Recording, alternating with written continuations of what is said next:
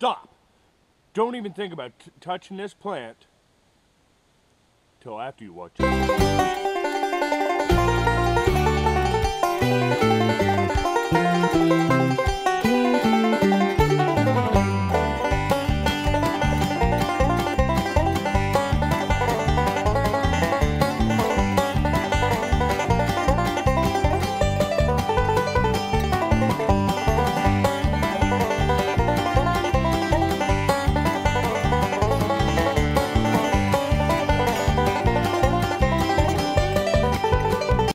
Hello everybody, welcome to today's episode of DownStream Outdoors.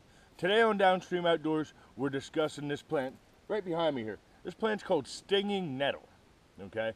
Some of you fishermen who I have experienced this plant before, and some of you others have experienced this plant, you're already starting to go, I don't want anything to do with this plant, I've been around it, which is well deserved. The name Stinging Nettle is very well deserved. If you're ever unfortunate enough to walk through one of these areas just like this and have this stuff brush up against your skin, you'll never forget this plant the rest of your life. This plant, it has very tiny hairs on it that actually excrete an acid, and whenever your skin comes in contact with it, it causes uncontrollable pain and itching. Okay, it's not the kind of that you're gonna die from or anything like that, but it will drive you out of your mind, at least temporarily. The itch, I've had it last on me for upwards of an hour in a really bad case, okay? Now, why are we talking about this plant? Well, for a couple reasons. First of all, I'm not going to touch this plant with my bare hands. This here's what our plant looks like. Okay, you can see it's got jagged edges all over it, all over the oval-shaped leaves. And if you look really, really close there, I don't know if you can see it, but if you look really close, you can see some of the little hairs on this plant. Okay, anytime you want to go pick this plant, you're going to need gloves, you're going to need long sleeve shirts. You want to be covered whenever you go to pick this plant. Now, why on earth would I want to go pick this plant?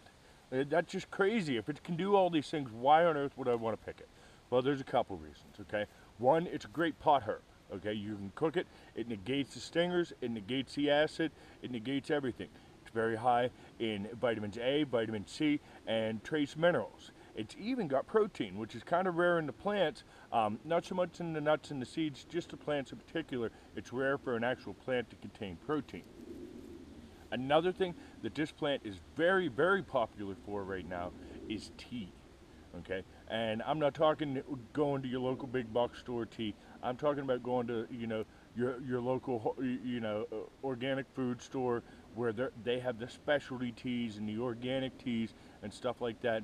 You're gonna find it. You can also find it online at Amazon and stuff like that. It's got a pretty good price tag to it, which is I feel is kind of justifiable because not everybody really wants to come out here and pick this stuff and handle this stuff and go through the drying process and dealing with the irritation that comes with this stuff.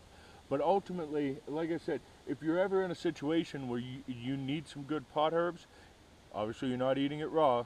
That would probably be the worst case scenario you could do with that stuff is eat it raw.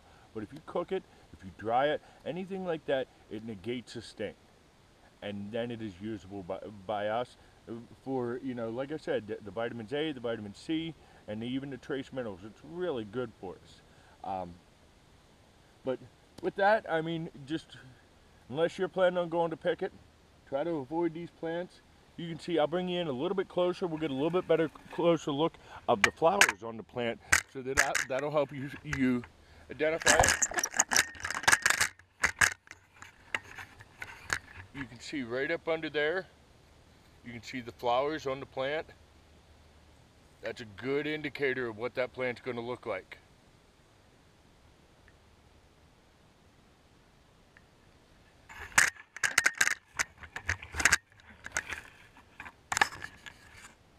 Like I said, it's a really good pot herb, it's a really good tea, but you don't want to mess around with the fresh stuff.